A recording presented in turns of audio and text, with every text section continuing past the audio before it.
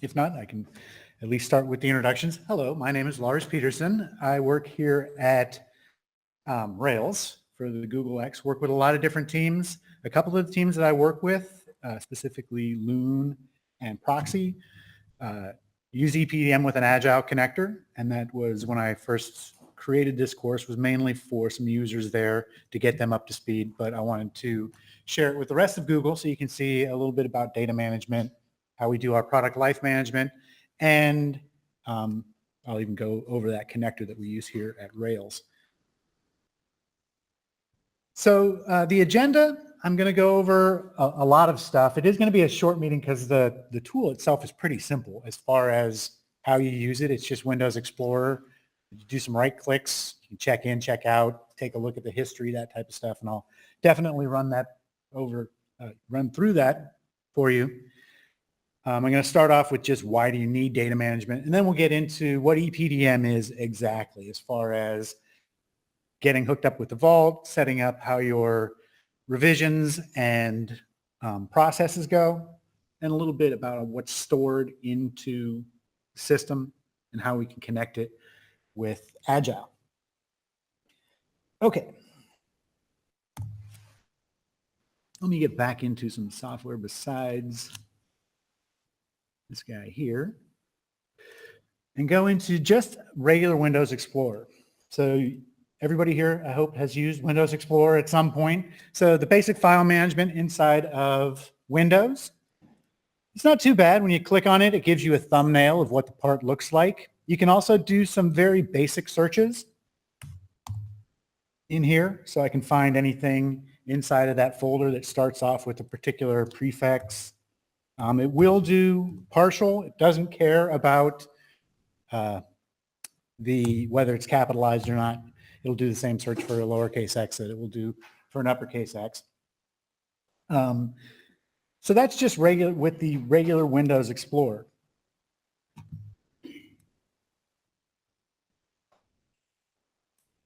And so this system that I'm showing you right now is not inside of any type of Vault. If you double click in Windows Explorer, it will open up inside of SolidWorks. They're connected pretty well. In fact, there's a little tab on the right-hand side. So when I clicked on here, it said, let me see the File Explorer. Because I have Vaults loaded, it's wondering if I want to actually log in to see that. I'm just going to tell it to work offline right now. Okay. So I can actually get into the Windows Explorer right inside of SolidWorks, which means I can see what's open. So this is what's actually in RAM. This is stuff that I've had open recently. I can click here and I can browse to any place on my network. I can browse anywhere on my local drive. And you can actually just drag and drop parts right from this location into your window if it's an assembly and just drop the part right in. If I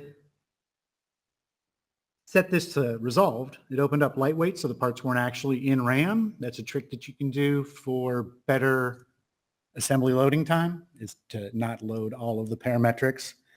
But I'm going to do it right now, load all the parametrics. And you see when I do, over here in the Open in SolidWorks, the one that's got a dark icon in front of it, that's actually got its own window open. All these that look clear are in RAM, but they don't have their own window.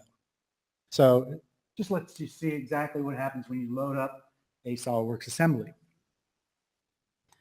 Also, if I go into the pull down here and I say, show me file references, when you're dealing with assemblies or drawings, you don't just load up that one file. As I showed you, when I set this to resolved, all of a sudden a bunch of files went into my RAM. That's what's going to happen when you load up a SolidWorks file typically. When I open up this assembly, it's going to look for all these parts and all these sub-assemblies that you're seeing here. So that's how the trick works. Same thing inside of drawings. So that's called associativity. The parts are associated with each other. And that's great because you can make a change to a part when you open up the assembly. Hey, there's your change. Or when you make a change to a part and you open up a drawing, the drawing updates with all those changes, which is great. But you do want to be careful because these files are linked to each other, but currently, since they're only in Windows Explorer, Windows doesn't really know that. SolidWorks doesn't really know that. So there are some things that people get into trouble with early on.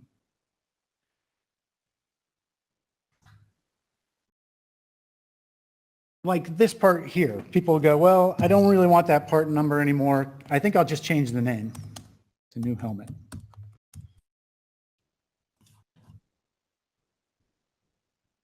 It asked me if I'm sure I wanted to do it, but it didn't give me much grief on doing it. Now I've got that part called new helmet.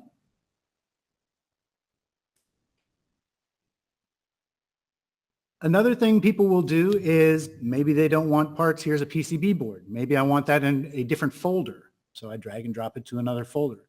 Both of these are horrible mistakes to do when you're just using Windows Explorer because the assembly has no idea that I just did all this. So when I go back into SolidWorks and I hit the R key, it shows me my recent files. I open this and I get a warning. Oh no, I only get 9 seconds to make it up my mind. 7, 6, I don't know. I don't know who did what. It's telling me, okay, I can't find this part. Do I want to browse for it? Do I want to suppress it? Oh, ran out of time. If you run out of time, it just suppresses it. If you choose to browse for it, it'll allow you to go into a Windows Explorer and find the file location and relink it to the new location or the new name, whatever you did. That's great if you're the guy who changed the name or moved the file and you actually know the answer to that question. But if somebody does that to you and they didn't tell you, you have no idea where your file is. Now you got to go search the system for it. A couple of ways that I can do this. One way is I can choose to open this file. It says, yeah, I don't know where that file is. But this is what happens if you run out of time on the 10 seconds. Don't think I didn't answer the question, so now I can never answer that question. If you try to unsuppress or open any of these files, it'll go right to it and say, okay, where did you want to get this file from? I had to suppress it because I couldn't find it, but you want it, so let's browse for it. So if I say I'd rather have it be that file, now when I'm in the assembly, if I unsuppress this, now it's called new helmet. All the mates and everything are going to go back. It's still the same file. It still has the same faces, the same planes, all that information. It's just the name was different. So I had to reattach the name. And now if I take a look at that file references again, it's showing me the new helmet file for where the reference is. Yes, sir. So is SolidWorks just identifying files on the name? It is just, it's mostly just on the name. And I'm going to cover that in a minute that, yeah, it is, name is the first thing that it looks for, not path. So the other way to do this is if I unsuppress this, I get the same thing. Where is this file? I just need to find where it's been moved to, and then it'll unsuppress. And again, these references have been updated as far as which location. This one's getting out of the PCB board folder now. I haven't actually fixed this. To fix it, I have to hit save. And now when it saves the assembly, all those references get updated. The next time I open the assembly, it's going to be looking for those new locations. How am I doing so far? You guys understand what I'm doing? All right. The actual way to do this without pulling the rug out from under yourself is to have the reference files open if you want to rename something. So if I were to open this new helmet and do a file save as, it gives me these three choices. Luckily, there's no time limit on it, so I can take my time and decide what I want to do here. But it only asks you this question if you try and do a save as on a part that's got reference files open. If this thing was open by itself and I said save as, it wouldn't care. It'd just give me another copy. But because I've got the assembly open in RAM that this thing is referencing, it's going to ask me some questions. If I do a save as, not only can I change the name of the part, but it'll also change the reference for me automatically. The other two choices, the save as copy does not change the reference in the open assembly. So if you're trying to make a copy and you've got a top level assembly open and you don't actually want that copy to be in that top level assembly, make sure you pick one of these two choices. And all you do is you get a copy that's on your hard drive but doesn't affect the referenced document. The difference is if you say save as, copy, and continue, it just saves that file on your hard drive and you're done. You have to go open it to take a look at it. The other choice, it saves it on your hard drive and opens it up in its own window with the new file name. So it's only the open files. Yeah, it's only the open file. So if this is used in more than one assembly, you can get into some trouble here. So this is definitely not the way to go. I'm just showing you what people do when they don't have data management and why it's kind of a pain to not have it.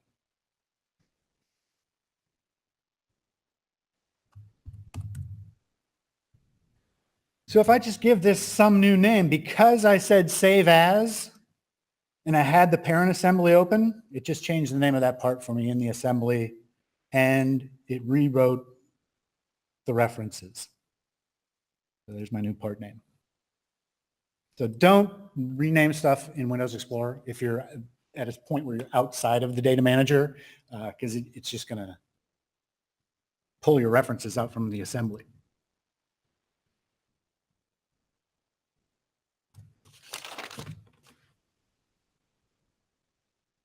Okay. Someone had asked me a question about, so SolidWorks just cares about the name, right? Not the location. And that is true.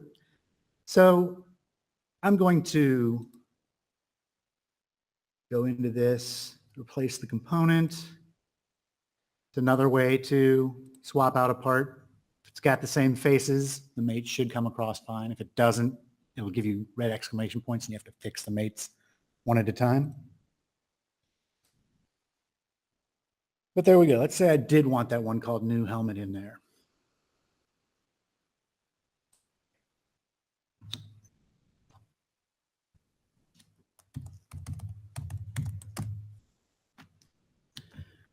I'm going to start a new part. There we go. Pick a template. Let me just start a blank SolidWorks template. And I'm going to sketch something. I'm going to make a model here. Nothing too fancy.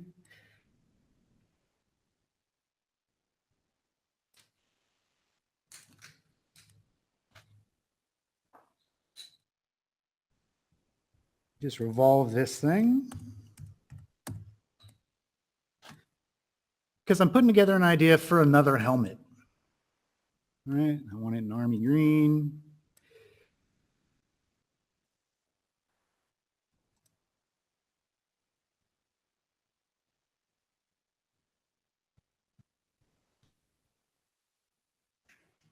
Okay, there we go. And when I save this, I'm going to save it onto my desktop with the name new helmet. All right, if I go back into that assembly now, you're going to get this warning. Again, it's one of those timeout ones where it's saying, hey, this part called new helmet, it doesn't have the same ID as your old new helmet. So SolidWorks runs a check. Basically, what goes on here is it'll load up the file right on top of the other one. So it grabbed that new helmet because it was in RAM. If I had closed out of SolidWorks and opened up that assembly, I wouldn't have had a problem. But because I had that file open in RAM, when SolidWorks went to look for that file, it just said, hey, you've already got one open called new helmet. I'll use that. Because it's only looking for the name first. How do you figure out where it's going to grab it from? Well, if I go into the SolidWorks help, there we go. And see how good I am at spelling. Recursive search is what SolidWorks does. And here's the list of the 13 things it does, or the 12 things it does before it asks you, would you like to browse for yourself? So remember that I had that option, say, would you like to browse for it? That's because it went down this list and couldn't find stuff. The first place it looks is anything that's open in RAM with the same name. So just be cautious to close anything. Actually, the better idea is to not give something a name like helmet or something like that. If it was called helmet bogey bot or helmet and then put today's date or helmet my initials, I would not have this problem. So naming things like pin and wheel, terrible ideas. You'll find out later that even if you do get away with doing that, when you go to check it into the vault, if somebody else has already checked in something called pin, it won't let you check it in. That's one of the nice things about PDM is it only allows one file to have a particular name. In Windows Explorer, I can have different folders, all have the same name. And that runs into problems. Has anybody here tried to use Drive to collaborate on stuff? Huge trouble, right? Because you don't know which Drive folder has the one that you want. What's the latest one? We got like 15 different folders here and they all have this same part in it. I don't know whose one I'm supposed to be using. When you're using a data manager, that problem goes away. The second choice here, so first thing, it's open in RAM. Either close everything out of RAM or use specific names or unique names, I should say. The other thing that you can do, if you have a particular folder where a lot of stuff like hardware, especially people do this for, if you've got a shared data or a shared folder where you store your hardware, inside of the options inside SolidWorks, your file locations, under reference documents, I can add that location. So first it looks in RAM, then it looks wherever you told it to look. Those are the first two big ones. So you can head it off at the pass before it starts doing any other search. Say, did you check just the Loon toolbox first? Okay, if it's not there, then go through your search. And so the rest of these pretty much have to do with where it's been opened from, where it's been saved, that sort of thing. So it goes through a search of, where was the last place this was saved? Where was the last file that you opened from? And it looks in those folders for things with the same name. If you can't find them, then it gets to that browse choice.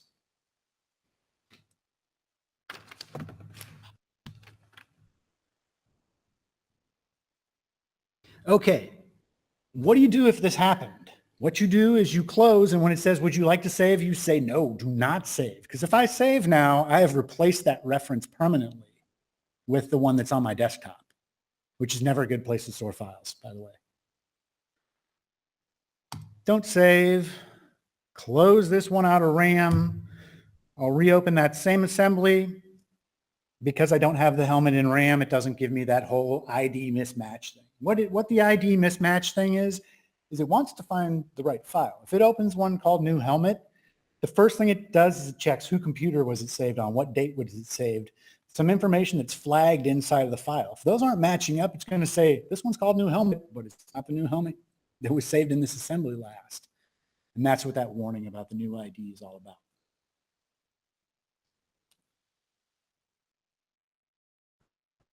How am I doing so far? Any questions on the recursive search and the perils of file naming? Are there questions for you? Sure, what's up? Does the renaming function from SolidWorks Explorer work with EPDM? Yes. Okay, I'm sorry. The question that they asked, there is a tool inside of SolidWorks for people that don't have Data Manager.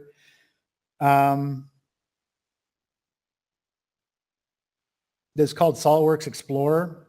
What that allows you to do is you can do some light file management. It is not a data manager. We're going to get into the difference in a little while here. But what that allows you to do is you can go into a folder structure similar to Windows Explorer, do renames, and it'll rebuild the links when you're outside of the data manager. If the part is inside of the data manager, do not use the SolidWorks Explorer. You should just use Windows Explorer inside the vault. When you do a rename inside the Explorer in the vault, all the references will be corrected for you. So that's the answer, is don't use that tool if you're using data management. That's a tool for people that don't have a data manager. Hopefully that answers the question.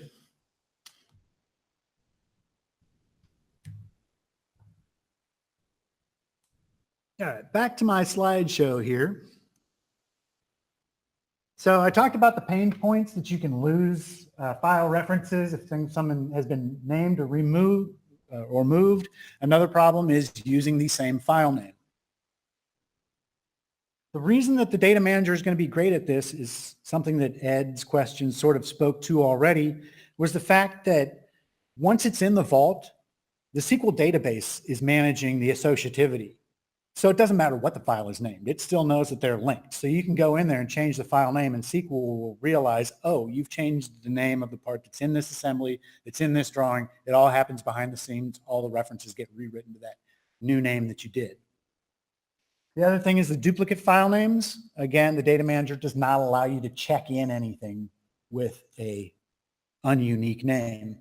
There is one kind of problem with it, and what it is when you're using the EPDM tool, you've got the vault, right, which has all the files stored. Whenever I go check something in, it checks it into the vault.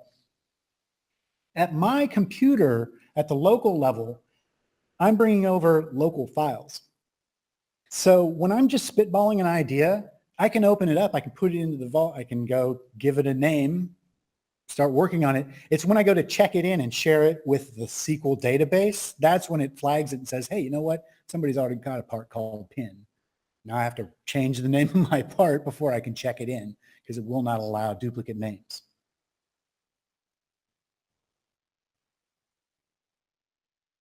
The other thing besides just basic file management that the data manager does for you is it allows you to have a lot more information than just your CAD data, just the names of the files or just the geometry.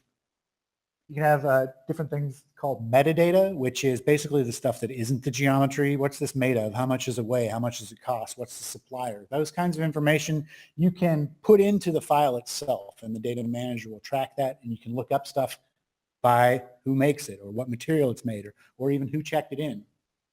A lot of times you need this information if you're working with government entities, and we do a lot of, vehicles and medical and all kinds of stuff here at Google.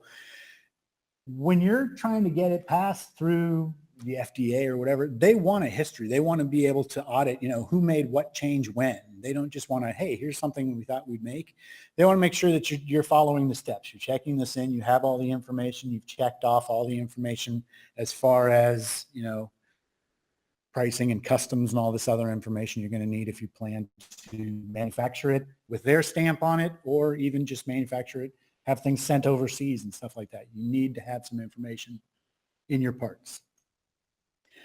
So the data manager handles all these file references that I was showing you on the first pain point, but it also keeps a history. There's some accountability on it. Every time you check out or check in something, it stamps who did that, what computer they were on, and what time it was at. So you can follow, what exactly happened with this design step by step if you have a data manager. Where when you're dealing with sheets or when you're dealing with Google Drive or you're dealing with just Windows Explorer, you don't really have any information. You just have a model, but no history to it. Okay, so what the solution that we use here at Google X is EPDM, which is a SQL database, which is nice. Again, SQL is keeping track of all the associativity and all this data, all the metadata, everything that's in there. SQL is keeping track of it. So it's really fast. Again, I told you that you bring a local copy over. That's the slowest thing. You're not always in connection with the vault. You only connect to the vault when you check in or check out after you've opened everything on your local machine. So it's an as-needed basis. It's not a bandwidth thing where you're always connected to the SQL database live. It's only when you're like, okay, I'm ready to share this with the team, just that information goes across. So it's kind of an as-needed type of refresh to what's happening inside of the vault. You can have SQL databases replicate, so you can have them overseas. You can have them in different places if you're having problems with your speed. You can have one that replicates closer to you. Also, we start to get into security here. Obviously, with Drive, it's only people that shared with your Drive, but it goes beyond just who can get into it. You do need to get a Vault login to actually go into a Vault, but once your Vault login has been created, there's also a lot of rules as to what visibility do you have. Do you want this person to be able to make changes? Do they only get read-only copies? Are they only going to be approving things? So we can put a bunch of check marks. What's this guy's role? And then he'll only be able to see the files in the project he's working on and only be able to access them with the amount of power that we give him for the vault. A SQL server is needed. We have one on the corporate network. And the admin can set up any new vaults, any new users, or access. One second before I get to your question. Wanted to go to a Go link, Go X Mechanical. So this is the website for the team that I'm on. If you ever want to catch any of the recordings or new classes, this is one of our web pages. But there's another web page here, Getting Started, that tells you how to load up SolidWorks, but also how to load up EPDM, how to load up View. And if you're in Lumen Proxy, you can get that connector tool that I was talking about a little earlier, where you can actually push the stuff out of the data manager into the PLM system. Guy that does the new vaults and the new users. So you can contact him either through his LDAP, which is eThwing, or you can go here to our web page, our Go X Mechanical, and get a link right to him or his boss and ask, hey, I need to set up a vault for this project. I got these users. It's going to be a lot of questions if you're setting up a new vault. And you'll see it as I'm using the data manager, the kind of things that you get asked as far as what metadata you want to track and how you want your project set up as far as folder structures and things like that.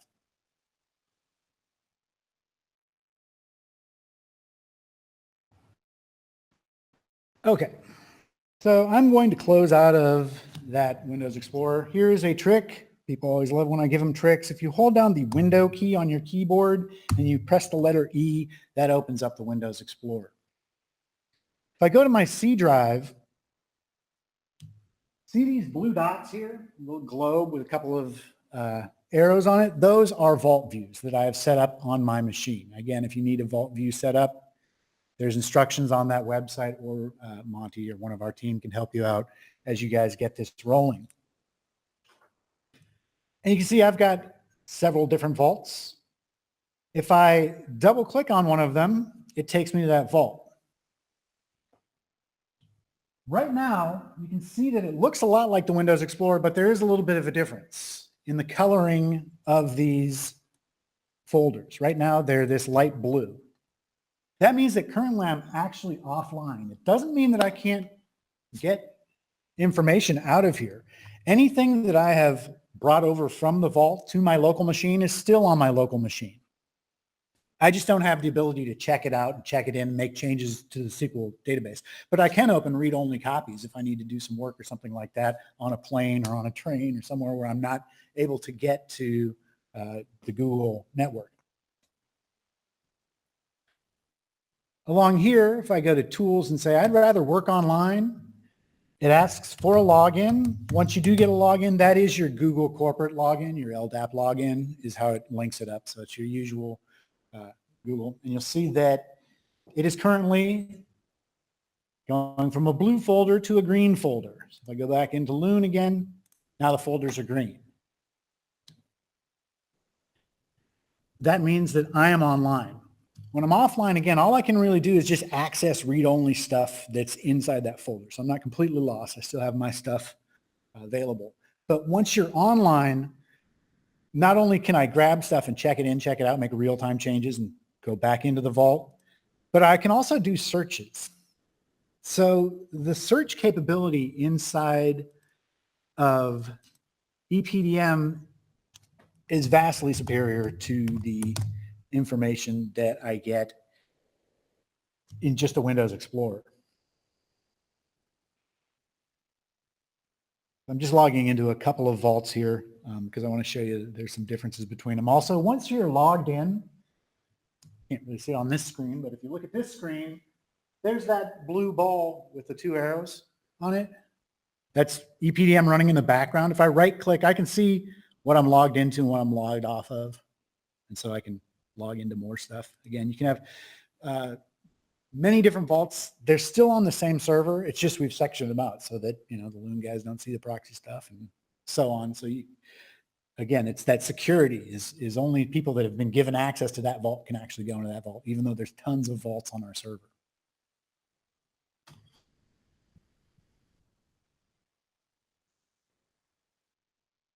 So if I just look at some components here, you'll see that it gives me some information when I click on it. Down here, there's a preview. It's going to be a still shot. You can also set this up to be e-drawings if you want to revolve the 3D model. Sometimes people use that if they don't have SolidWorks. They can actually take a look at what the file looks like. It's also got a ton of other types of previews. It will show you a PDF in there. It will show you a DXF in there. It'll show you a Word doc. It'll show you, even if you don't have Windows loaded, it's got viewers that you can see different file types in there. Also, it's not limited to SolidWorks file types. You can see I've got a PDF in here. You can access any file. You can manage it. SolidWorks will manage it. It doesn't care. If it can be saved to a Windows folder, we can manage it and check revisions and things like that. Which gets to the other information. If I go into the data card, this is the metadata that I was talking about. So when I check in a part into Loon, it's got a card for, hey, this is the information that Loon needs to know about this. You'll see things that are in red. Those are required. You can build into your system what information they have to put in before you'll even let them check it in. Sometimes other stuff that's black here, it's not required. You can just put it in or not. You can add it in later. But the ones that are in red, you're going to need to fill those out before it'll even let it into the vault. So you have a little bit ability to start, enforcing rules of what you want as far as the information that people are putting into your system. And the reason I showed you one from there and now one from here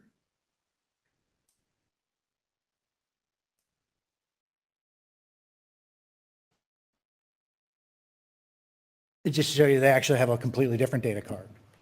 So each project can have what information they think is critical to their parts, their assemblies, their drawings. You can set up data cards for every file type. And again, not just SolidWorks file types, any file type you can put here, and you can attach metadata to it.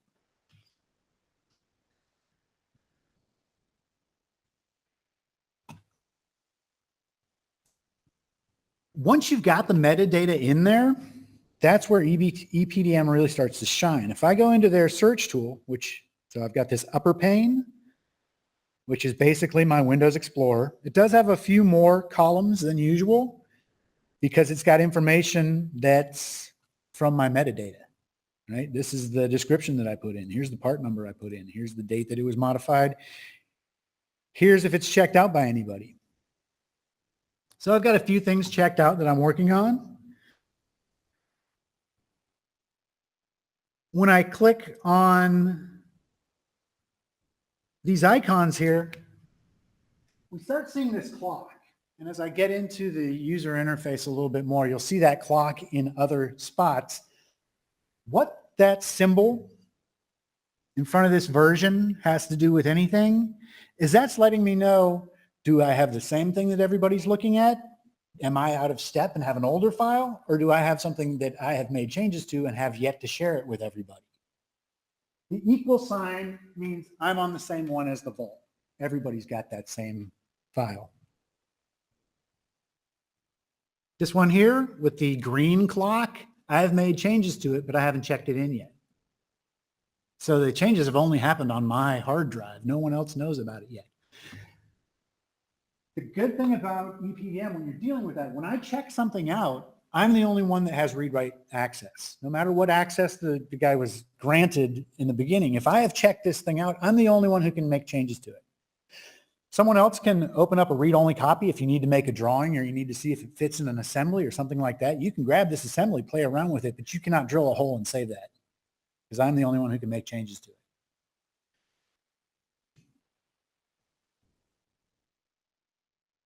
Also, as I'm just going down the list here, there's different tabs as far as what information you've got in here. The EPDM bill of materials is kind of nice. It originally generates the bill of materials from your assembly. If you have not put a bill of materials into your assembly at the drawing level or anything like that, it'll just use a basic one. Basically, your feature manager tree is what it grabs. But you can actually access this, do save, compares. You can take out items. You can generally use this as either like a manufacturing bill or purchasing bill, where you can say, okay, I'm going to create a new bill. You know, it's got the originals here, but you can save your own. Start doing a one for, you know, this bill of materials is for the guy that has to purchase it. This bill of materials is for everything that we need manufactured, which is different than the contains tab. At the beginning, they're exactly the same. So this is just showing you what's in your feature manager tree. So this is only going to be SolidWorks files or parts or files that have been embedded into a SolidWorks file that you'll be seeing inside of the contains. Where the bill of materials, not only can you play around with what information is listed, you can start putting in other things like PDFs or docs or other things that help support whatever you're trying to do with this list of files that you need. And then the other way to it is, if I pick on a component and say where used, it'll show me all the subassemblies, any top level. A good idea for when you do make a change. I was telling you, when you make a change to a part, next time you open that assembly, that change is going to happen there, which may have been great for the assembly you were working on, but it's a good idea to go in here and make sure you're not messing up anybody else's assembly, because that change is going to happen everywhere it's used.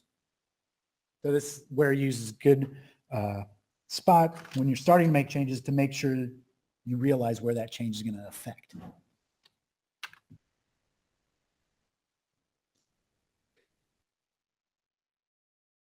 Okay. Moving right along. Does anybody have any questions on the interface here or the lookup that I was doing? Yes. How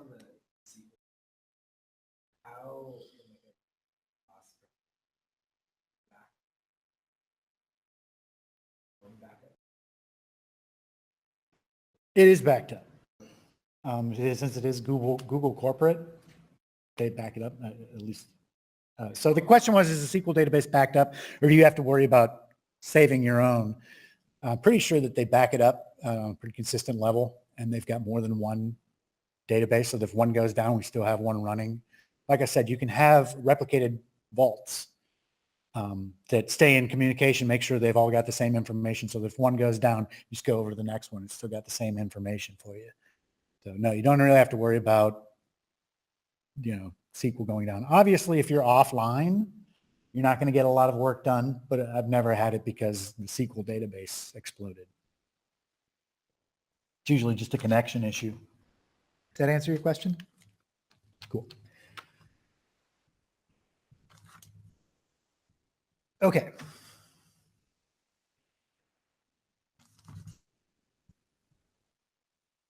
Let me find the next part that I'm looking for.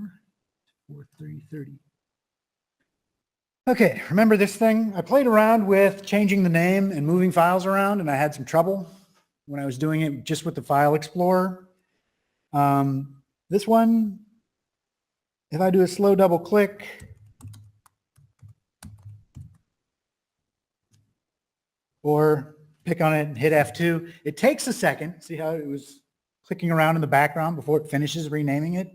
What that second was SQL going in there, looking at all the references that this part's using and repointing them to this new name for me. So it happens in the background. It answers that question that somebody had. Should I be changing names inside of SolidWorks Explorer? No. You should just go into Windows Explorer. If the thing has been checked into the vault, the association's already inside the SQL database. The name change isn't going to be catastrophic. Neither is me just moving this. So if I grab this new helmet,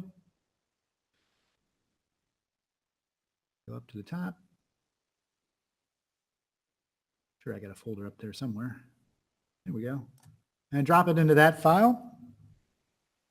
Again, it takes a second to actually do it because it just rewrote all the references to say, hey, not only is it this name, but here's the new location for it. does this happen locally or? This is happening on SQL. actually it's happening on both, but SQL is being alerted to the fact that I have done a name change and that I have changed the references in real time. If somebody else had this checked out, I would not be able to do that. It would say, you don't have access to this file, but because the file was just sitting there and nobody had it checked out, I can play around with it and, you know, it won't care. So now if I just double click, you can just double click from the Windows Explorer inside of EPDM as well and open up the file. And there it is. It's got the name New Helmet. It didn't give me any of that. Would you like to find it yourself? Would you like to browse it? The information's there. So huge weight off your shoulder just as far as associative file management. You don't have to worry about that anymore if you're checking stuff into the vault.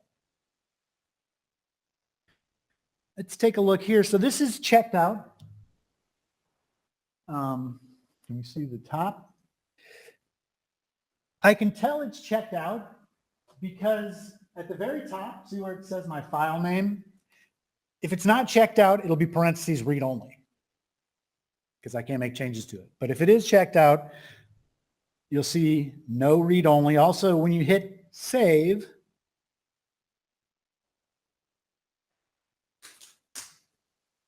it'll show me which ones that I've made changes to that are newer. It sort of updates my whole system here. What I want to do is check in. None of these changes have happened on the database, except for the name changes. That has happened. But as far as any geometry changes or anything that I've done, that has yet to be saved inside of SQL. So if I check in, it'll find whatever files are checked out. And you do want to put a comment in here. Be nice to your guys downstream. Some vaults actually won't let you do anything until you type something in there. We get a lot of people doing underscores and spaces and cheating and stuff, but still you have to type something in there. Yes, sir. It's an option that you can set globally for your vault. That people have to fill in this information before continuing. Same with the data card that I showed you. If they don't fill in the required information, it'll say, I can't finish checking in until you give me a part number or whatever other metadata you did put in. Does that answer your question, Scott? Yeah, just want to make know if it was an option that could be interesting. Right. His question was, is that an option that you can set? It's definitely an option that you can set, but it is a global vault setting. So when you're setting up the vault, you can change that later on if you find people cheating. You're like, okay, everybody has to put in something here. Again, they can still cheat by putting in gobbledygook there, but at least you told them, hey, you can't check in until you put in a name. In fact, go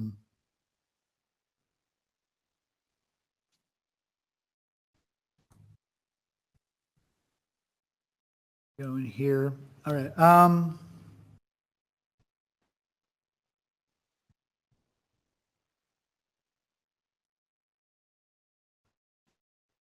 Talking about a history. So as I'm starting to build these files up, you know, with whatever I want to do, I told you that this thing keeps a running history.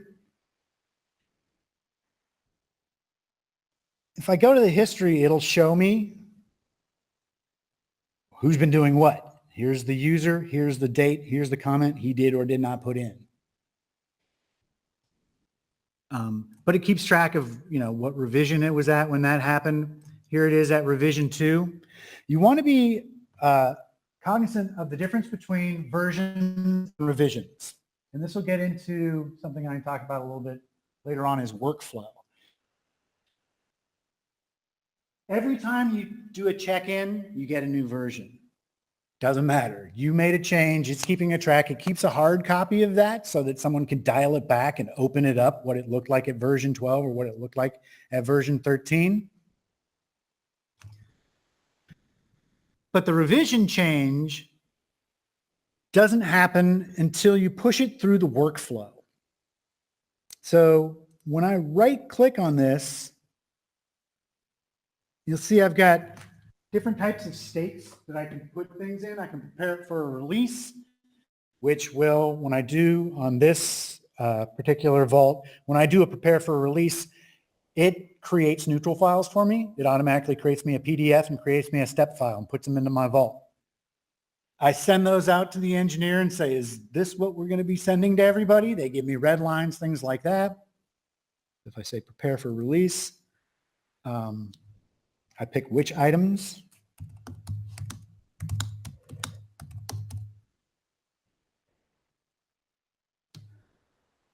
And in a second here, it's going through, it's going to push all of the parts inside of that head.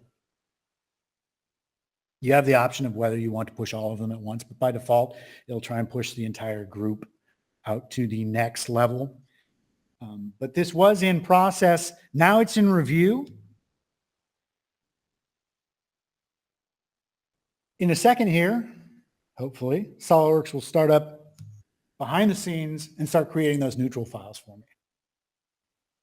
While this thing is in review, if I right click and say, oh, I'd like to check it out, it's not going to let you because you're stuck in that particular workflow. Let's see where so we talked about data cards, check in, check out. This is your most basic workflow sitting right here, where basically you say, okay, I'm ready for this thing to be released. Someone approves it or doesn't. If they say no, it goes back to I'm editing. If they say yes, it goes to the next stage. Here's SolidWorks running in the background. Let's see if we can catch it for a second.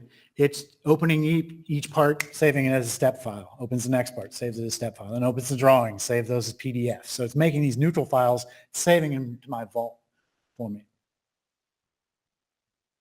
And again, this is just a basic EPDM. You can set up rules as far as your workflow. Who gets notified? That's the other thing. When I say, hey, this thing's ready for review, I can also have it send out an email to whatever the engineer is and say, hey, your part, and it'll list the name, is ready for you to review. You know, you can set up automated tasks like saving neutral files, but also alerts that people get, you know, in their day-to-day thing where they've got to go in and check things to get it pushed out to the next level.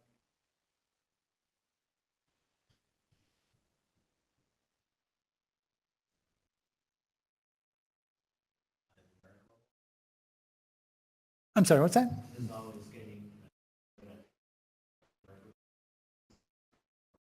That's set up by you. So it gets into a question, you know, because we're dealing with data management, but further on, we're going to think about PLM, life management. How do you do it in your PLM system? Currently, the way that we do it here at X, and hopefully Ed will tell me if I'm incorrect, is that COTS parts that we buy, we do alpha revisions, and then custom parts, we do numerics. So you can set those rules. You don't have to have just one single revision rule. It depends on what file type you want it.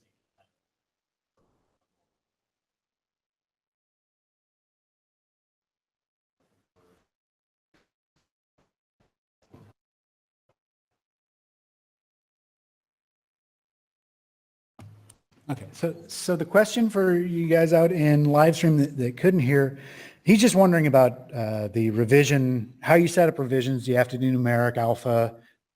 It's up to you. When you set that up, you can choose to have either or a mix. You can do point releases. There's a lot of different things that you can do. You can also do working copy, things like that. People get fancy with all different kinds of revisions and things that they do. So it's up to you. You can have it do alphanumeric and you just say A to Z, or you can say A, B, C, D, and then skip I and skip 0 and skip Q and skip L, you know, the ones you don't want people confusing with letters. You can, you know, do your revision, not just alphanumeric, but you can pick the order that it goes in. You can even have it start with, you know, in work in progress or something like that for the revision instead of a number or a letter. You can have it start with anything. So it's, I guess the answer is you can do whatever you want with revisions. It's up to you. When you ask us to set you up a vault, you know, we're going to say, what do you want on your data card? What's the metadata you want? Who do you want in there and what privileges should they get? And then the last question is, how does your revision and workflow work? Do you have, you know, you can do numeric and then go to alpha once you've actually released as well. So you can do it by workflow. You can have it change the revision scheme when you trip a certain trigger.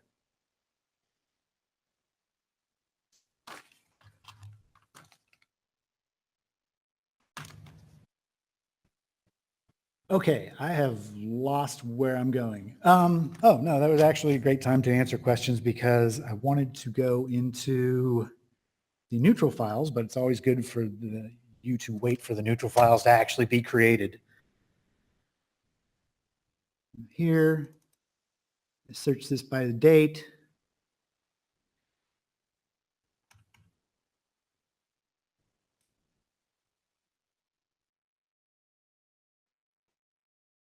I got a mix of stuff going on here because this is a live vault that I'm looking in.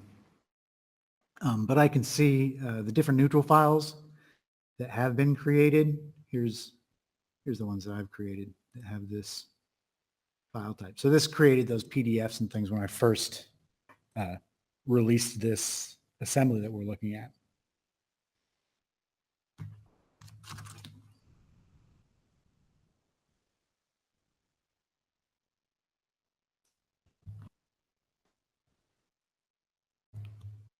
Okay, let's go up a level. Open up this file. Whenever you go to open up a file that is in the vault, it will bring up this checkout option because it typically thinks the reason you're opening it up is because you want to make a change or something like that. You don't necessarily have to. If you uncheck the checkout, it will not check it out. It'll just give you a read-only copy that you can do whatever you want with, but you're not going to be making any changes to it. It also takes a look at anything that's at the wrong level. Remember I showed you those items that had the red dots on them? You have the option to get latest right here. So it'll go out to the vault, grab the latest version from the SQL database, copy it over to your local drive so that when you open it up, you have the latest and greatest. I've turned that off just because I want to show you some of the different things that are going to be in the PDM client view over here.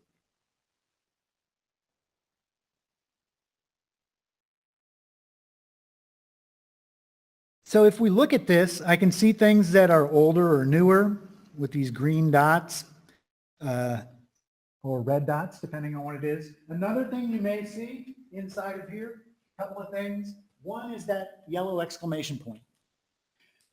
What the yellow exclamation point is telling me is that this part has never been saved with that current version. It opens up with the latest version because that's how I've got SolidWorks set, and that's how we typically do it here because we're doing so much research and development that I just want to see whatever is the newest copy, right? But no one's ever actually opened up the top level yet and said, okay, set these all to these versions.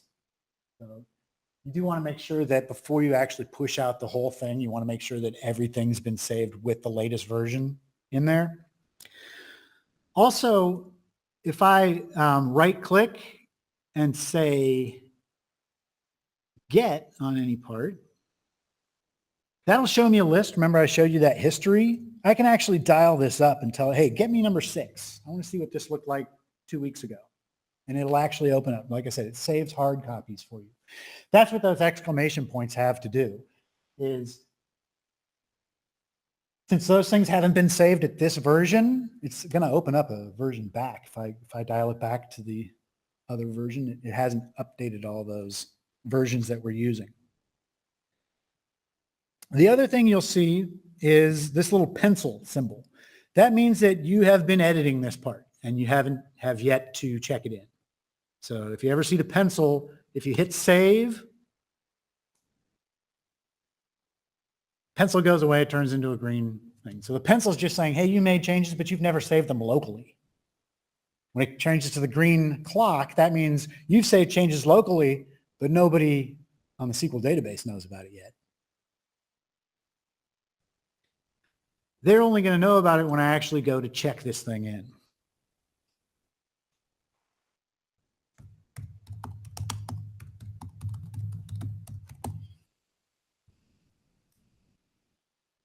At this point, once it's finished checking in, read only comes up here. Most of my exclamation points have disappeared, except for this one, because this one has had changes locally, but they've never been saved. Again, I'm looking at this pencil to get that information.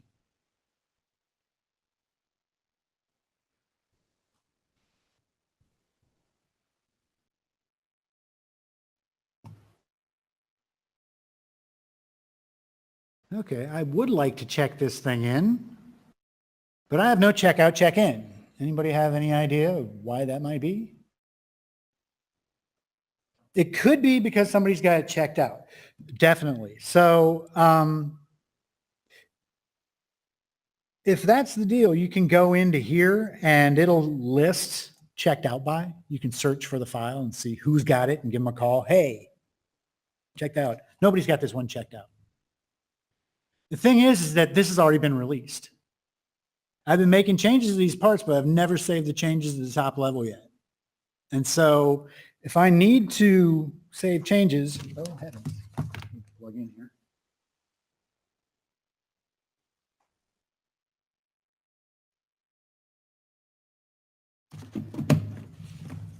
The first thing I'm going to need to do is get this thing so that I can check it out. So if I right click on here and say change state,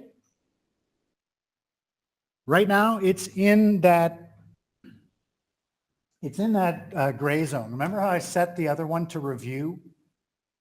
That's where this one is right now. And once I'm at review, I've got two directions I can go. Someone sends me red lines that says this is absolutely wrong, change this, this, and this. That's when I go back to CAD work required. It does not bump my revision. It'll just save a new version at the same revision that I'm at currently. If I do get a message that says it's great, I can just release it. And then bang, nobody gets to check it out until they bump it into the state that says we need to do some CAD rework. If I say, okay, CAD rework is required, it'll change the state on any files that need to change that state at that level.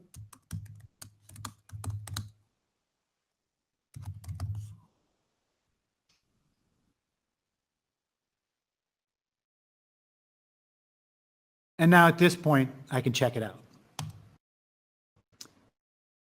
So that workflow does force you into the direction you're supposed to go. If you've pushed it into, hey, we're about to release this, you've either got to come back and say, oh no, my mistake, I need to make changes, or yes, release it. Those are the two choices I get. So as you start going down this path of your workflow, you know, which direction are you going to go once you're here? Are you going to go back or are you going to go forward?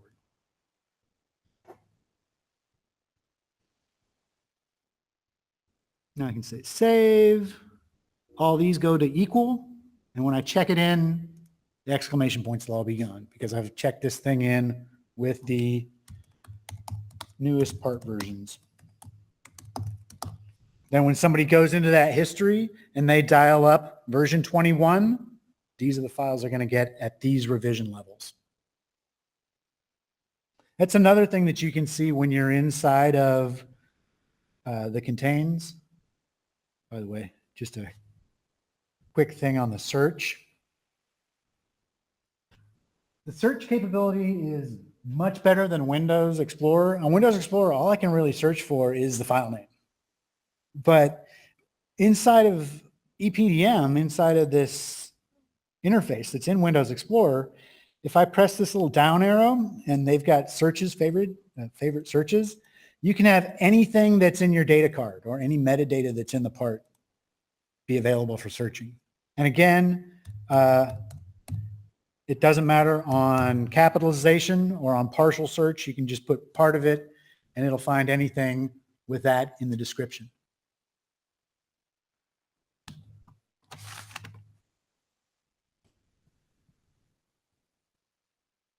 And you can see I've got different states, released, in process, so different levels of where things are according to what I've done with that workflow. The other thing that the reason I came in here was to talk a little bit about when we do the contains, you know, not only does it give us a list of all the CAD that's in there, but also the versions that were there when I saved it at this level. And if you do that history and dial it back, those numbers all change to whatever revision they were when it was at that point in time.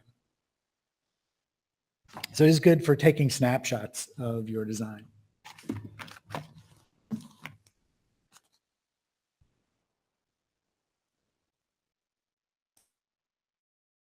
Okay, any questions or should I move on here? Nothing on the door, Ed? All right, Let's start a brand new part. Obviously, this thing's a work in progress. It's got stuff in review, stuff that's been released, stuff that's still brand new. Let's take a look at just a brand new part. I talked about the metadata that you want in there, which is the information that's not geometry. You can store that in your templates.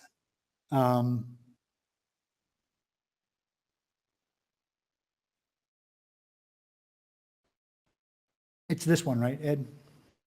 The SolidWorks template is the one for proxy? This one, okay. I just wanted to make sure because I do have some older proxy ones, but the metadata that's in here has already pre-filled some information. And the most important information that it has on there is the fact that this is a proxy part. So if I just use a blank template, try and push it in there, it'll still go in there. I can still manage it.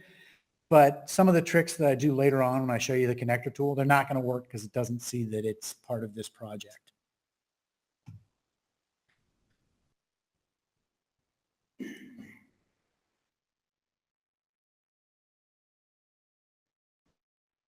Okay. I'm going to build a part here.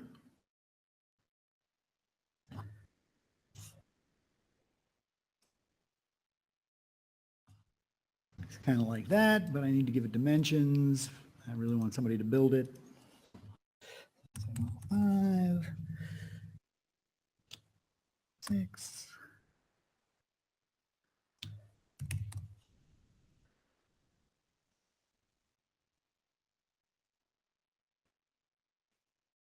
Oops.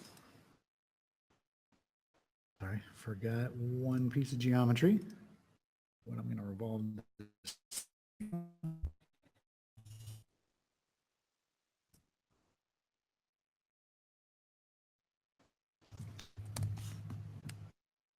And I'll revolve this thing. I don't need it to go around the whole way.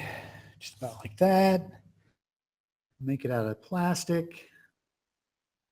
Here we go. I'm making a visor for that helmet. When I hit save, if I save it into the vault, you'll see that it has given me a file name. This is another one of those options. You were asking me about the option of, them filling out information. This is another option. You can have it just bring up a blank file name and you type in whatever you want. I can still do that. I can type in whatever I want. It'll save it there. But they've got their vault set to give a unique part number. Just to steer clear of that whole, oops, you named two things helmet. At this vault, they actually give you a number. And it's just a placeholder until you're actually ready to give it a real Google number.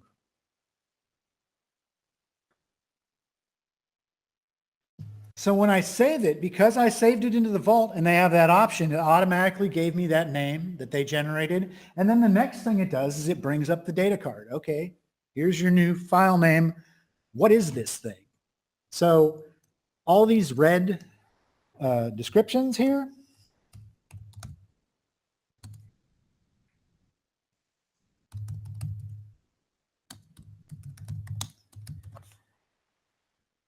give it a description, tell it what kind of part it is. And again, I only need to really take a look at the red ones. It's nice if I know, what category this thing's in or who my vendor is. I can fill that information in there, but it's not required for me to move on.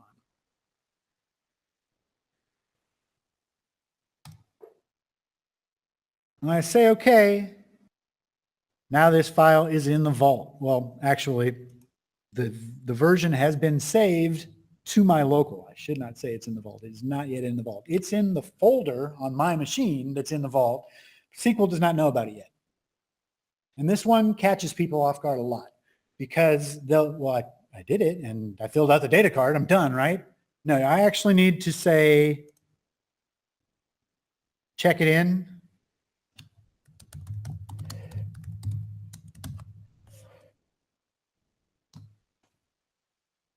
And now it's written that hard copy to the vault. It kept it at version 1. Nope, we went actually to version 3.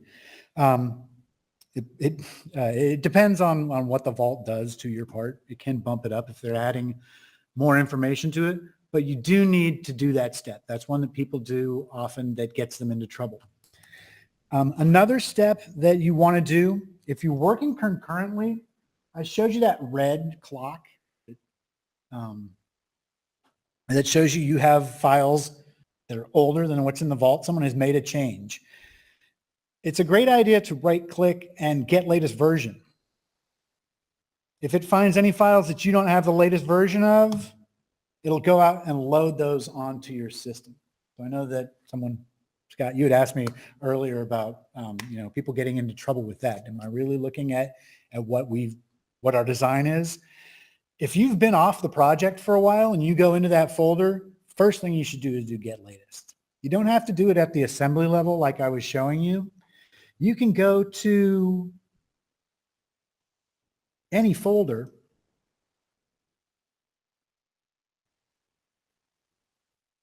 right click, get latest version.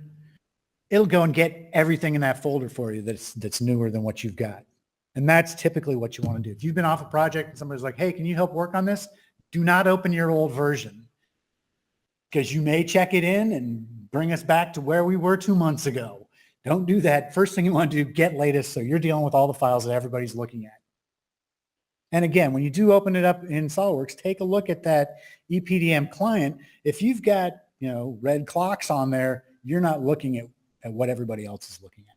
You want those gray equal signs, or if you've started doing work, those green clocks to let you know that you have a newer version. Another file that will get people into trouble is forgetting to check things in. So on the starting your day, get latest so that any changes that happened since the last time you saw this are updated on your local drive. Before you go home, check everything in.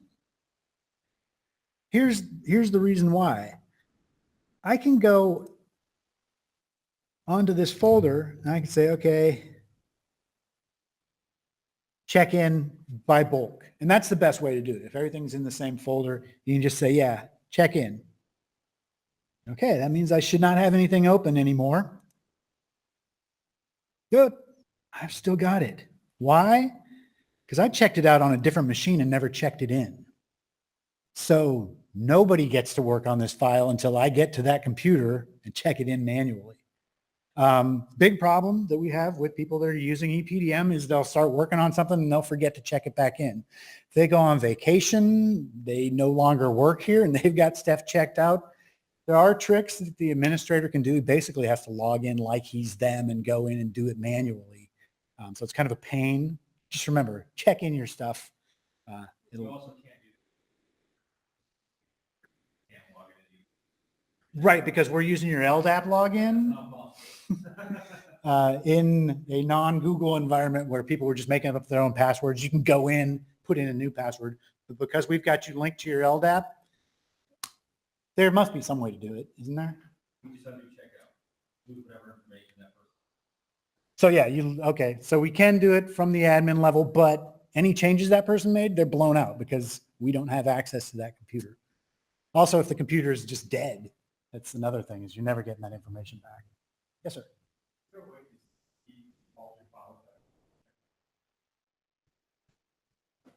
Yeah. So the search filters.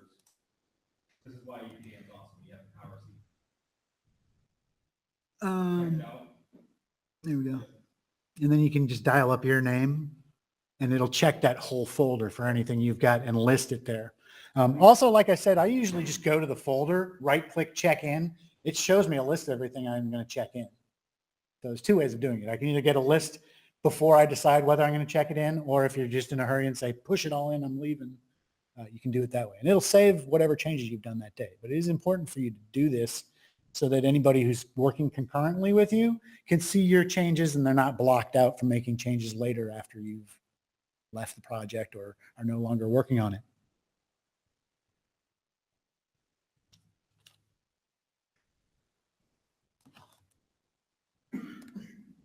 Okay, let's go back into this part. And I'm going to change the state. 'Cause right now, with the state that they've put in there, any metadata or anything that I put in on this particular vault gets blown out when I push it into the next work level.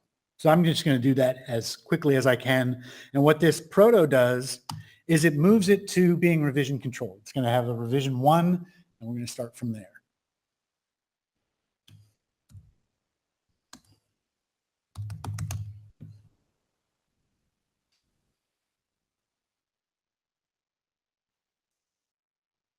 When you are in an assembly, you see that you can see the information of what your hierarchy looks like and what levels it's at, whether it's been saved. I talked about this a little bit earlier. You can also select on any component, hit this little show properties tab, and it'll take me to the data card for that file.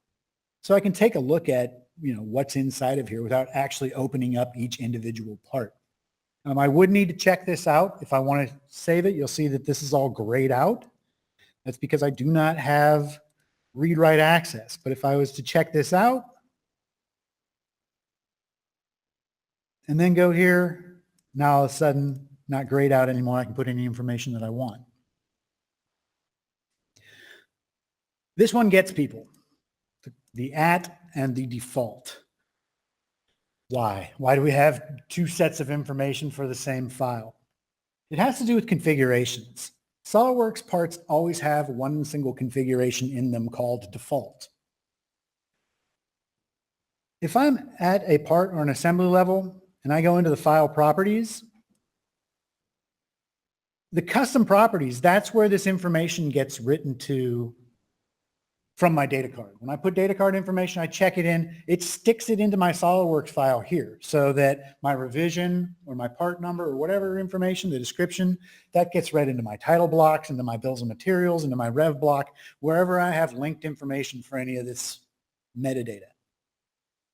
The custom is the global information. So if I say, oh, the material on this part is steel, that's going to be all the parts. Right?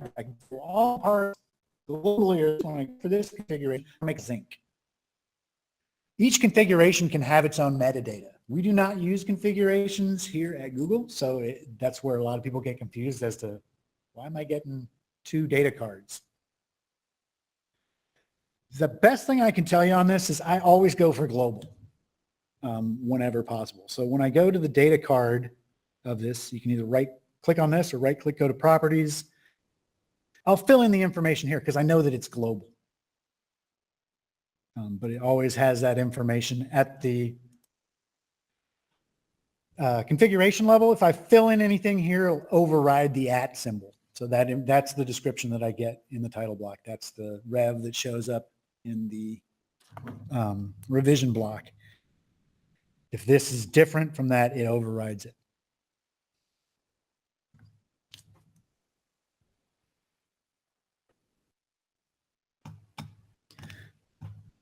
Okay, so I've got this file. I'm going to have to remember what the heck name it is. 102.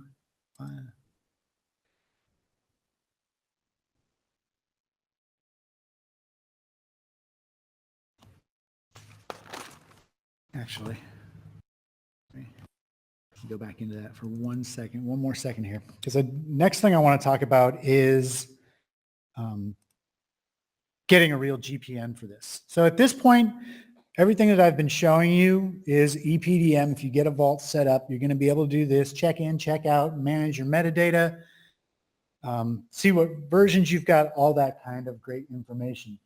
The next part of this example is me showing how Proxy and Loon here at X take this information and push it into PLM. What's the difference between PLM and PDM? PDM is just data management. It manages your files. It also manages the metadata that goes with those files. PLM is a whole nother step up as far as getting this thing so that it's manufacturable. There's a lot more metadata that they put in there, purchasing information they need for customs, what kind of part is this, All this other information is stored in Agile, which is what we use here for our PLM system mostly at Rails. After that, it's going to get pushed into the ERP system of Google, which is Oracle. So that's where we're trying to get. We're trying to get to, hey, I've got this great idea. I'd like to get it manufactured, and then I'd like Google to know about it and pay for it. We need all three of those steps to happen before we actually get things out, into the real world and people cutting metal and POs and all those kinds of things that you want to do within SolidWorks or within the PLM or the PDM system.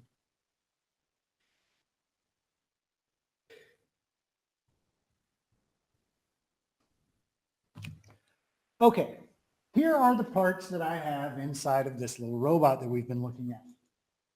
I want to talk a little bit about the GPN system, the Google part number system that we use here, and some other systems use it as well, where it's got a prefix that gives us our commodity code, basically. If you look at the top row of this screenshot, that's all COTS parts. Anything that's 500 or lower is stuff that we buy from somebody, which means we don't really have that much control over the revision of it. We're just purchasing it. You can set up different vendors that you want to purchase from and things like that, in there, but we don't have as much control over the parts as we do on custom parts. The first one in the second row, that is a 650, which is a PCB assembly. The tools that I'm going to be using here only go for 690 and above. We don't do PCBA design in SolidWorks, so they didn't really do the connector on that. But when it comes to custom files or custom assemblies, we can start using this tool to move our stuff from our PDM system, EPDM, over into Agile.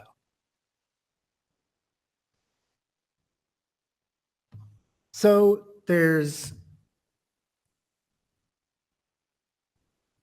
again, different levels that we can do.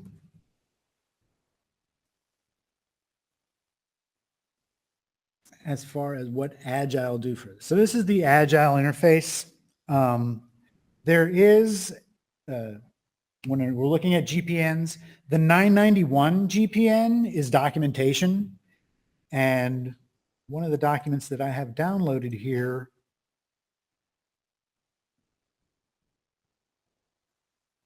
is how GPNs work. So scroll down here. Here's the prefix on the left side, and then over here it shows you that you get a GPN that's official that will let into Agile and then push into Oracle. I have a connector tool, which I'm going to show you, which does custom parts for me. But I also have some manufacturing part numbers that I need. So I can create manually new parts, and then I have to pick that commodity code that I'm after. That'll grab the next GPN off the stack for me.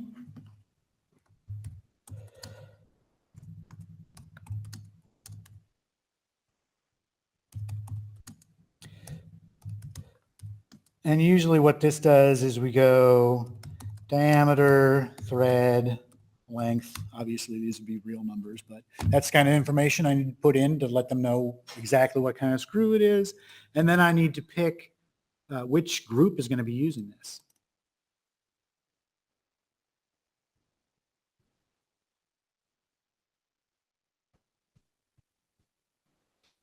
All right, this has yet to be released. All I've really done at this point is reserved myself a number.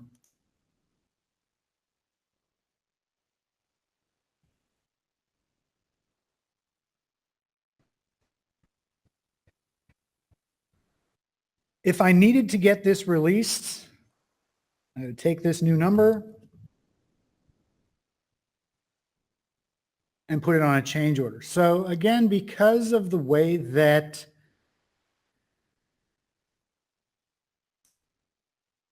we manage COTS parts is different from the way we manage custom parts, the COTS parts will be released on their own ECOs because that's a whole other thing. You get a list of screws and nuts and bolts that you need, and we'll get those real numbers and pushed out for you. Where the custom numbers, you have a lot more information. For this, all I need is a data sheet to say, here's what we buy, who we buy it from, this is what it's made of, this is what shape it is, and then I can get it released. When you're talking about a custom part we're making, I need to put in CAD, I need to put in PDFs, we need to have a whole bunch of people take a look at it before we say it's really a Google part number.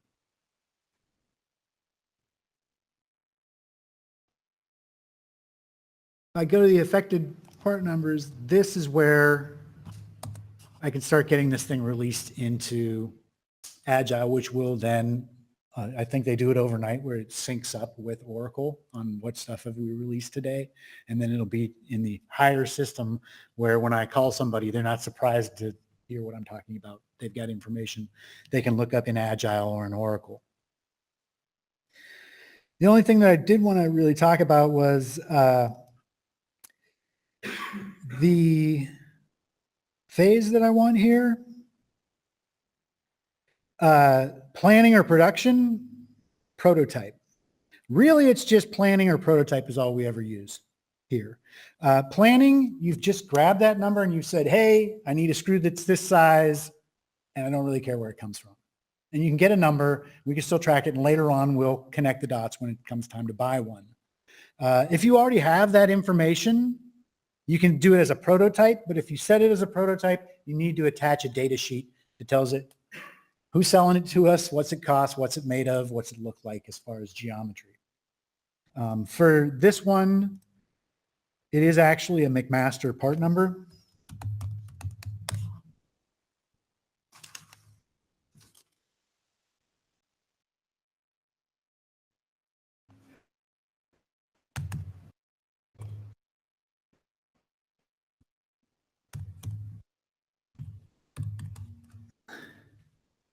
Hey, there's my part right there. So if I go into the product detail, this page here is what they would need for a data sheet. It has a PDF showing me what the geometry looks like, and it gives me all the information on what this thing is made of and how much it costs and all that other stuff that they're going to need. If you do not have this information, just do it as planning only. If you do have this information, you can either do it yourself or you can, again, wait till later on when it comes time to actually build this thing to get it done real. Another nice thing when you are a McMaster, you can just save a file. You can use that as your solid. So not only is it a great place to get the data sheet information, but you can actually get the geometry for it as well. Stick it right into your assembly.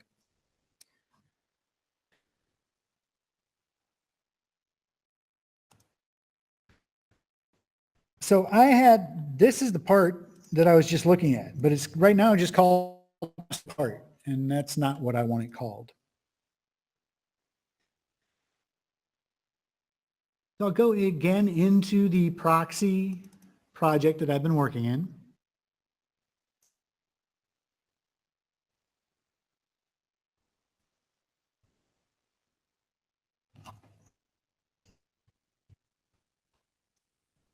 Okay, here's the thing. It will let you change names and do all those references and things like that, but not if you've got everything open. So because I have the top level open, it's like I can't change the name on a part file while you've physically got it in RAM. So just to let you know, anytime you are doing name changes or moving files around, it'll give you that message. It'll tell you whether you're able to do that or not. Now if I try that again, once this thing's closed,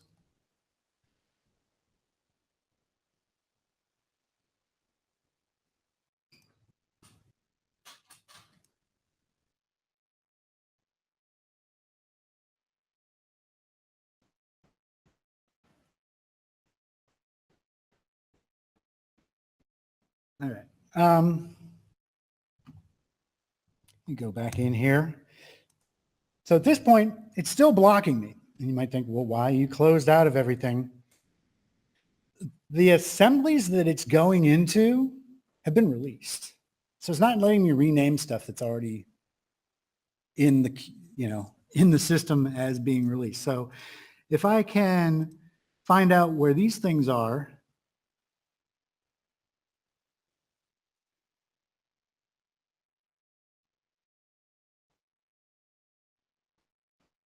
Yes, sir. So is it because that top little assembly is, or is it because that? It's because this subassembly that it's used in is really, I don't know why it's not. Do it for me. Oh, I may be out of luck on here because I've got this thing checked out on another computer because I wanted to show you what not to do. But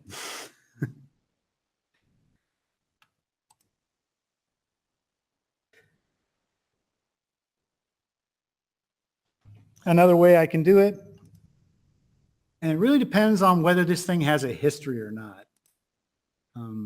Because if I have this stuff open while I'm doing it, as I showed you before,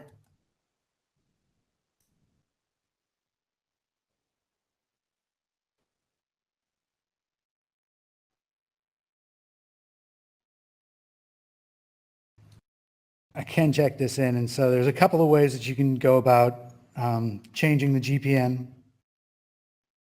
And so I'm going to need to open up this assembly and make changes to it. You know, so only have a read-only copy.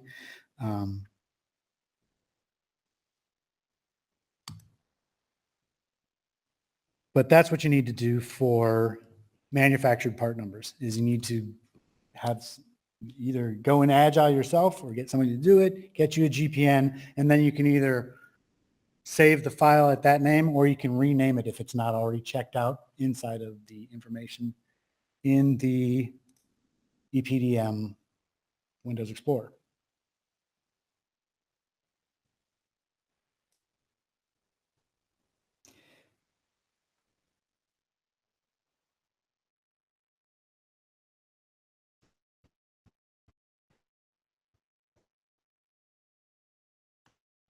All right, so these components that I'm dealing with here, let's sort it by file. I can just look at the assemblies.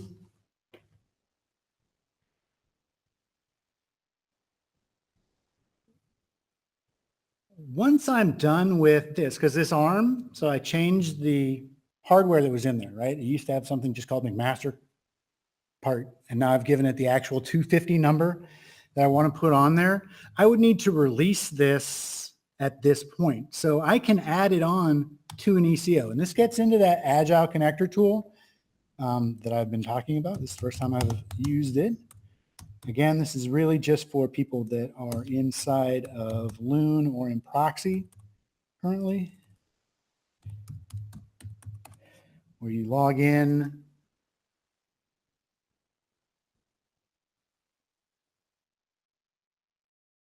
And when I'm going to put this thing on a change order, so I need to get it released.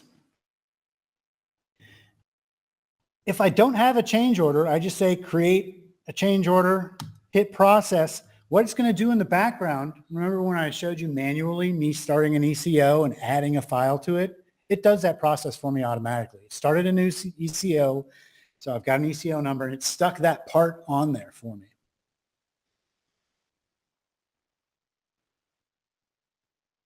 I just need to make sure that that actually took place.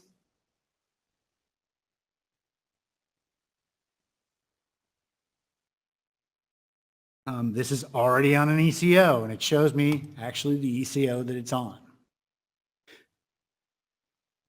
Let's see what else is on here. So it's just that ARM. Okay. So it does some checks. If it hadn't have been on an ECO, it would have generated a new one for me and gotten me to this level. Because it was already on one, it said, I didn't do what you said because you're already on this ECO. That's fine. I have more things to release.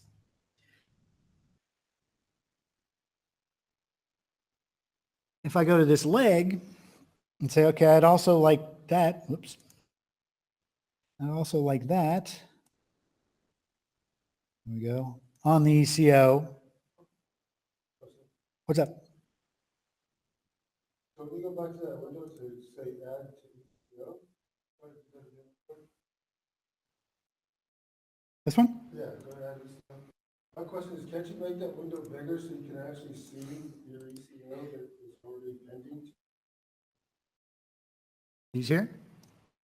I'm not sure which. No, so add a new one to your ECO.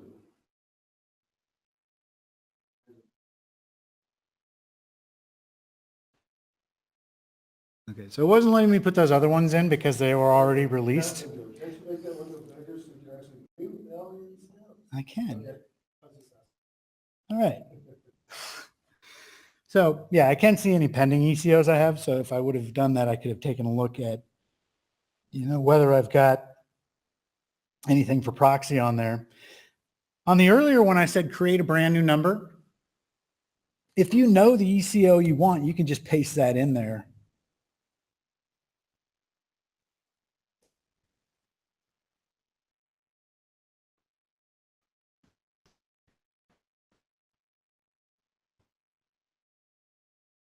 And hey, this one's already on an ECO.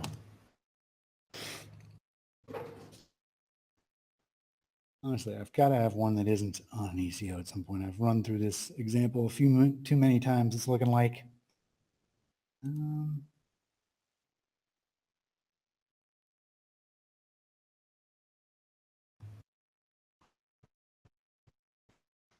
But that's where you can get the information. If whether it did it or not is always going to be sending you an email. So what you're looking for is stuff that says published right here, where it tells you what it did and where it put it on there.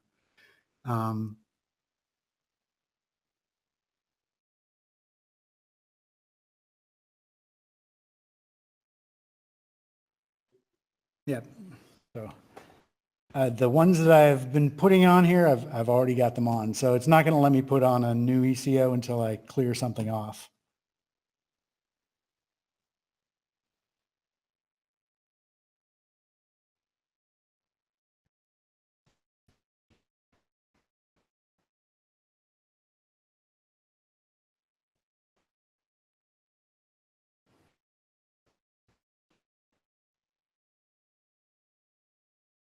All right, so I physically went in there and pulled it off of the ECO that was blocking me from putting it on there.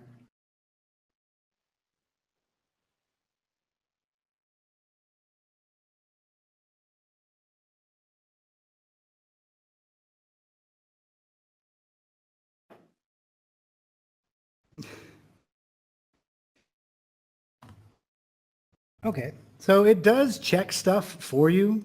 The problem that I'm having here is in the data card itself, it needs to match the information that you've got going here. And so once you've got that information matched up, it'll attach it to an ECO for you. The other thing that you can do with this tool is I've got this new visor, right, that I just built for you guys live. It just gave it this number, this proxy number. If I close out everything that I've got open, I can right click on here and I can have it assign a part number.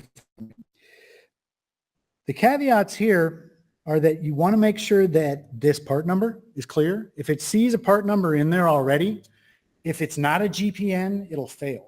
If you type in a GPN, it'll actually open up that GPN for you as long as it's not one that's already existing.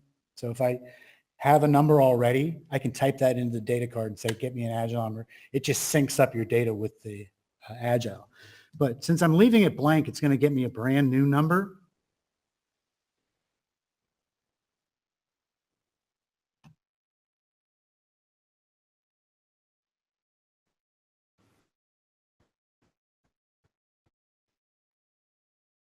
And so there we go. Finally, I got one published. Sorry about that. Whoa, this is the last one I did. Sorry. This is that assembly that I said to add ECO. It did it on the last try. And here's another one that it did. It just assigned to that visor that I created this 690 number. It hasn't been released. It hasn't been put on an ECO or anything like that for me, but it did go grab a 690 off the stack in Agile, so nobody else can use that number now. And now I've got a real GPN. As I get closer to releasing it, I can put it onto an ECO and get it pushed out. Does it rename that file? It does rename that file. So if I hit F5 Would it here, do a drawing also in relation to that file? it would. Monty's giving me some very leading questions here. It's the same thing that I was showing you when I was just doing name changes inside of EPDM. All that stuff, that Agile connector, it's doing the same thing. It's physically going in there. It's finding any references. So any assembly or drawing that references that is going to get the new name as its reference. And it's also going to apply that number to the file itself so that the next time I open it up,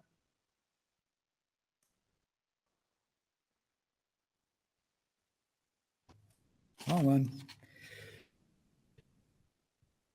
Maybe I should go in here and 690.11.331.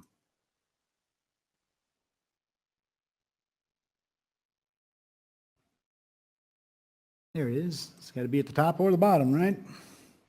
So it's filled in that data card information for me with the new part number. And as Monty was saying, it renames the files, it renames all the references for you. So it's a pretty nice tool, doing a lot of stuff that I would have to do manually. Without the connector tool, I'd need to go into Agile, get a new number, go into the part, change that name, do all that stuff myself. Saves me a lot of typing. Question back there?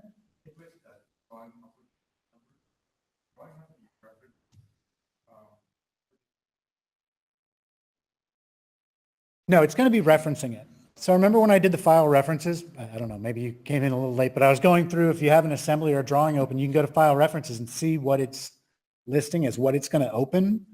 That's what it's checking. If I go to like this part right here, let me find one that's got a drawing and a matching part. So if I want to do anything with this part, change the state, things like that, it's going to do the drawing as well. So it's always linked, and that's nothing to do with the connector tool. That's just EPDM itself. Whenever you're going to push something, it'll grab the associated drawings and say, hey, these are going to the same level. Just trying to keep everything in one spot for you.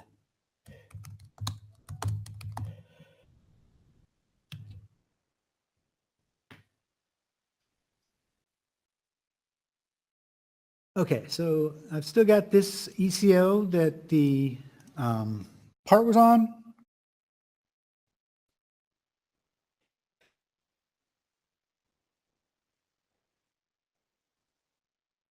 I can attach the ECO on that.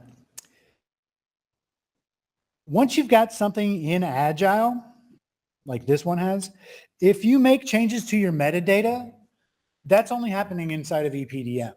You need to go into Agile and say, oh, I changed the description on this or whatever you did to the metadata. Again, this connector tool allows me to update the attributes. If I right click on that and, or if I click on that, what it'll do is it'll start where it gives the description, the part number, all that stuff. Anything that's changed, it overrides to the new thing. So I can push any metadata changes I want using the connector tool. Also at the assembly level, I can do a BOM update. So I talked about those where used and the BOMs and things like that in EPDM. What it'll do is inside of Agile, if something is an assembly, right here, there's a section for a bill of materials. It'll fill in that bill of materials for me with all the items. It does not put in the correct quantity. It does not put in the correct find number. I do need to type those in, but it does give me a great basis of, hey, here's all the parts inside this assembly. I just need to fill in the information.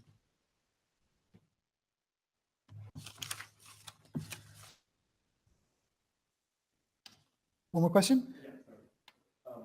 When you do that BOM update, Mm-hmm. within the ECO, does it actually redline it? It will if the BOM has been released before. So if we're doing, at this point, so his question was, if you ship a BOM, if there's been changes to the BOM, does it redline it? If the assembly has been released before, it will. You'll see anything that's new will come up in red, or it'll do a strikeout on anything that's not there. So you can see, oh, this one we're not using anymore. Here's the new one. You still have to match up again the fine number and the quantity that you're going to use, but it does give you a basis of, oh, here's the changes that you've put in. Does that answer your question? Yeah. Okay. Another thing, so I was talking about if the thing's already been released, you can update a new revision and have different bills of materials. You can also do versioning. The GPNs that I showed you, oops, that's not the right one.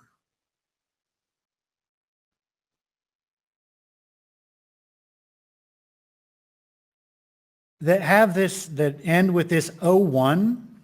So that's the part number that Agile sees. That's the item number that Agile sees. It's a unique number, and I can do different revisions inside of SolidWorks, and I can keep Agile abreast of what changes I've made. And so, this can go revision 4, revision 5, etc.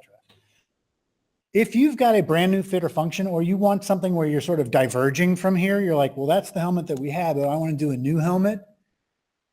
If these last two numbers, I can save this as a -02. When I ship it over into Agile, when I push it over into Agile, it's a new item number. So even though it's an assembly that was based on that same start, it's got the same prefix, it's got the same number, but that suffix at the end is really for versioning. So rather than doing a Rev 5 of version 1, I can do version 2 and start a new Rev block on it. So I can, split up am I making sense on that? That's how you do that. You do that using the end of the GPN. And if it's a valid GPN, then it'll be okay with it. It doesn't like these so much, these X ones that I put in here, just because I didn't want to get it confused with real GPNs. But this one, I could save out as a -02 or a -03. When I check that into Agile, it's a new item. It's got all new information, new bill of materials. It doesn't look back to that old one. But inside SolidWorks, I've got two that are similar. They're referencing the same files, at least at the beginning.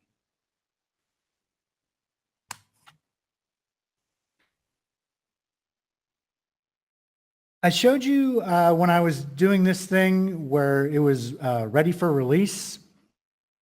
When I put it into review, there's one other option that we can do, and that's attach attachments, attach Agile attachments.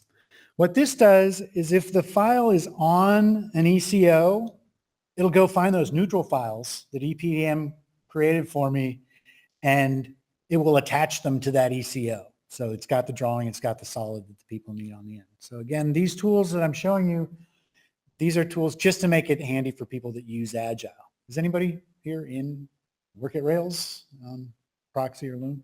It's a couple. So this would work for you, for the rest of you. The EPDM was really what I wanted to show you. Agile's kind of just a add-on. You guys have any other questions for me as far as data management? Yes, sir. Is this Agile connector tool exclusive? Right now it's exclusive to them because it's a third party that's been purchased. So they're the two projects that own the third party. It's pretty easy to turn off. Right. So it can be used, but right now it's only those two projects that are using it currently. If you are somebody that works with Agile, maybe it's a good fit for you. Because I work with Loon and Proxy all the time, and it's a great help because I don't have to sit there and be typing. And when you're typing stuff in manually, there's so much room for mistake, where this connector tool, it's all happening. You can still make a mistake in your data card, but it's just, shipping all the information that I need over to Agile without me having to do it manually and setting up ECOs and all that sort of thing. Any other questions? Monty? No. No? All the comment at the end. All right. Well, this has been recorded. Sorry about the little hiccups there where I had already released stuff. I've been through this so many times. There's different states at different parts. It's really tough to do one of these things from scratch because the first time you practice it, well, all those files are now in the data manager. So can't have two files with the same name. But it also shows you a little bit of the fact of the different levels that you can have. You can have some stuff that's been released, some stuff that's still in. What you want to do when you are dealing with that is, I talked about assemblies and versioning, new parts, is the order of things. You want to go from the bottom and work your way up. It is impossible to say, hey, I'm going to check in the top level and not have anything that's underneath it there. Typically what you want to do is you want to hit the COTS parts, the manufactured parts first, because those need to be released on their own ECOs, where it's sort of taken away from the engineering team at that point, and it's more to the PLM analysts are going to be doing that for you. And then start doing your components, your sub-assemblies. It's best to do all the components at once. You can release assemblies and parts concurrently, but it's easier if you just do the components first, because all the underlying stuff in the assembly is already there. You don't have to connect the dots. It already sees it in Agile. But if you need to, if you're like, I just drop them in one part, can I release this assembly with this one new part? Yes, you can do it. It's just going to flag you to say, hey, you're using a part that hasn't been released in Agile yet. The PLM analyst, again, will take care of that for you. But that's the way you want to work. You want to work from the bottom, work your way up, and that's how you can get everything into the system and get it ordered. Cool. Well, thank you guys. We're going to have another one of these next month. Next month is going to be on jig and fixture design inside of SolidWorks. So if you're interested in that, come on by, and I will send the recording out for this for you. All right. Thanks.